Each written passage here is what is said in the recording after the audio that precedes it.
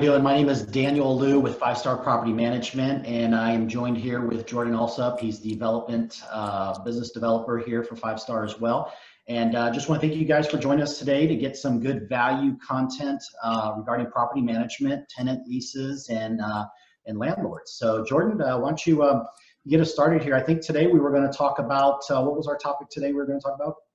Today we're going to jump into market analysis. We're trying to hit some of the big main topics that as a property manager, whether it's coming from the tenant or whether it's coming from the property owner, and so last week we talked a lot about maintenance and about inspections, but this week we're going to talk about how the actual market analysis, how do you determine rents, and how do you determine when they fluctuate up or down? So you want to jump off with that? Yeah, great question. So to kind of give it in a nutshell, when we're going to try to determine the price of a home and how much we should rent it for, the best thing we could use is the data in the surrounding area. So what we're going to typically do is we do a free market analysis for all of our property owners. And so when you call us up, that's one of the first things we do is a market analysis. And what we're going to do is we're going to compare your home to other homes in the area, pretty much right close in the same vicinity, same subdivision. Sometimes we don't even go as far as a couple streets out. And we're going to use those as to see what are other homes similar to your home in size and features, what are those renting out for? And so when we can determine what those are renting out for, that gives us a baseline of what we can get for your home. And so that's the biggest criteria that we're doing when we try to determine how to rent out a home, is we want to see what are other homes in the area renting for. Once we determine and we find homes that are similar in size, we look at features, we look at some of the updates and amenities and things like that, landscaping, front yard, backyard, what kind of features does the home have on the inside? Has it been updated? Is it outdated? Things like that. So what's some of the things that if somebody has a property, whether it's a home or whether it's a business that they're looking to lease or rent out, but they're wanting to maximize their value, what are some of the biggest things they can do to increase that lease per month? Yeah, so great question. So depending on which area, what city you're in the state of Texas, a lot of different variables play into that. We have an office in El Paso, Texas, and we know that a lot of that is fueled by the economy of what's going on around there. We have Fort Bliss military base, which is one of the largest bases the Department of Defense owns in the world, I think it is. And so we have a strong economic hub there that's fueling a rental market that allows us to keep our houses rented out for long periods of time. They get rented out very quickly. So that's one factor. Obviously, every city has its own little niches and things that determine, but as far as it goes to determine how fast or how you can get a house rented out, a lot of different features inside the homes will make a big difference. So obviously, front yard landscaping is pretty standard on most houses. Backyard landscaping is a plus. Those will help rent out homes a lot faster. Depending on what it looks like on the inside, if you have updated appliances, anything that produces a low maintenance for the tenant is always going to be a plus. So things like granite countertops that don't require a lot of maintenance, tile floors, carpet is fine as well, but if you have tile floors or you have hardwood floors or something that is very low on cleaning costs and things like that, that makes a huge difference as well for what you can get for rents on the property. And then obviously just overall appearance and neighborhood and things like that will also play a big part. Does Five Star ever help with a market analysis of saying, if a property owner came to them and said, I want to rent my home out, but I think it's going to be undervalued. Should I, let's just say, put in granite countertops? Should I put in tile? Or can I lean on you as an expert to say, you're not going to get the return on investment for doing that, so you might as well just keep it the way it is? Yeah, absolutely. That's a great question, Jordan. I run into that all the time. When we work with our landlords, we work with investors, we actually will do that. We will do a market analysis and figure out what can they do to this property to maximize their rent income.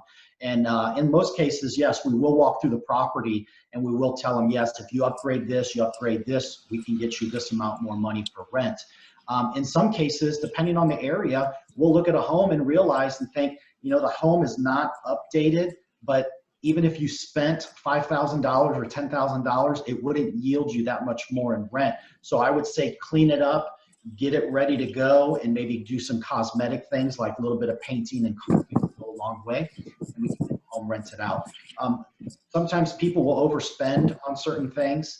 I know one of the big things that are happening right now, what's really helping with a lot of investors that have apartments and multi-units, is they're putting solar panels in. We have a lot of units now that actually the owner, they're single metered, meaning that there's only one meter for the whole unit, for the whole property. So the landlord has to pay the electric or has to pay the water bill.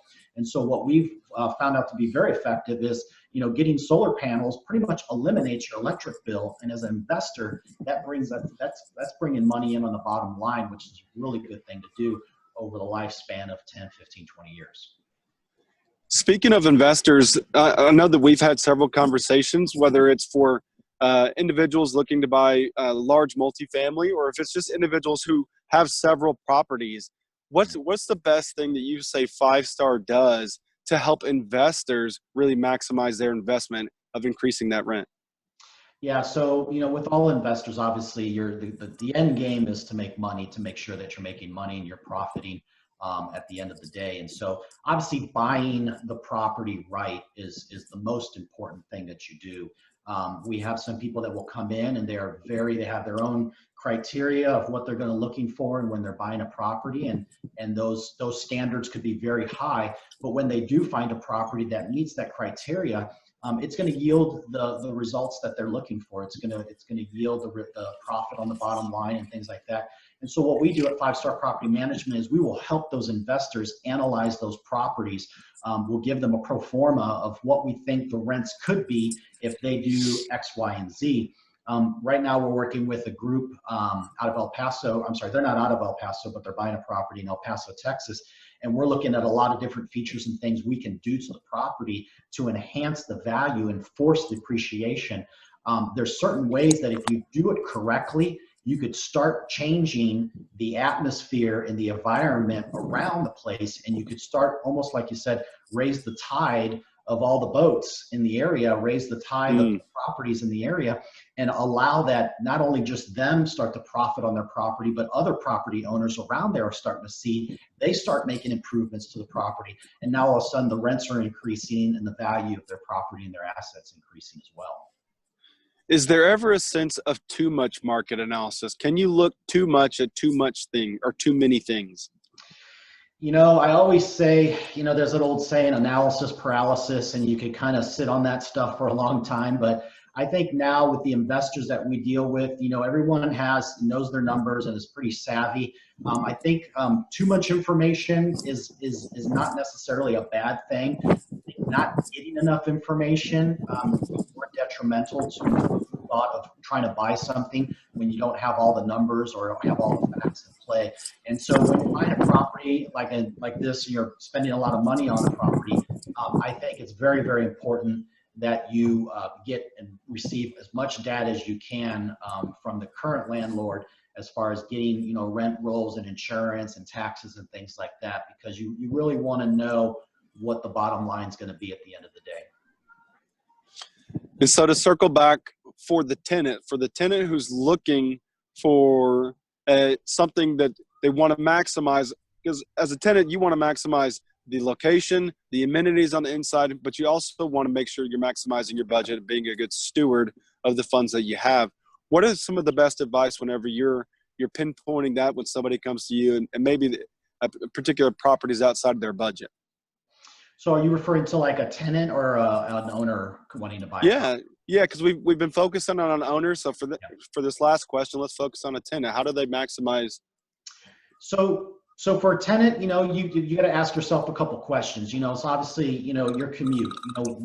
Where do you work, and how far do you want to be from work, and how much do you want to travel in order to get to work from your home? Obviously, price is going to play a big part of this. So obviously, making sure that you're staying within your budget. Trying to afford something that is going to stretch you too much, maybe more of a stressful situation. So obviously, price is going to play a big role. Area where you want to live is going to play a big role.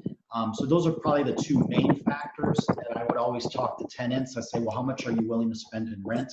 And obviously, you know, you're going to spend more, you're going to get a better product. And you might get something more convenient, closer to where you work. Most of the time, people are very price conscious. And so I know that when we list a property for, let's say, $1,600 a month, we may not get anybody interested in it, but then when we list it, we drop it down to $1,550, all of a sudden it opens up the door to a bunch of people that are willing to rent it. So, you know, those minor little things, those changes that you do can make a huge impact on what type of tenant is looking for your property and whatnot.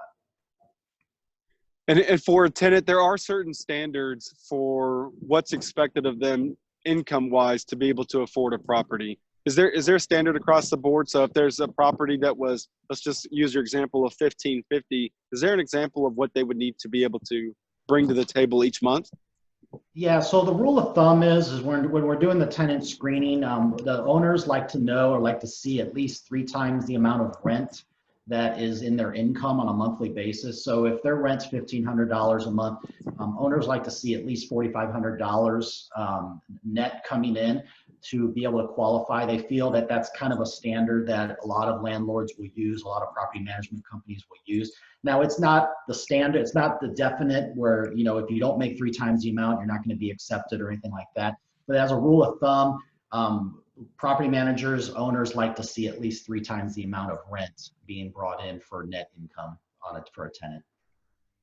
That's great.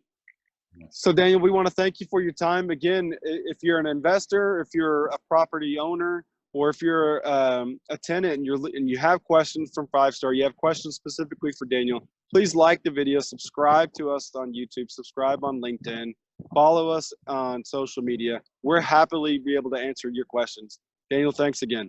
Thanks, Jordan. Have a good day. Bye-bye. Yeah, you have a good day as well.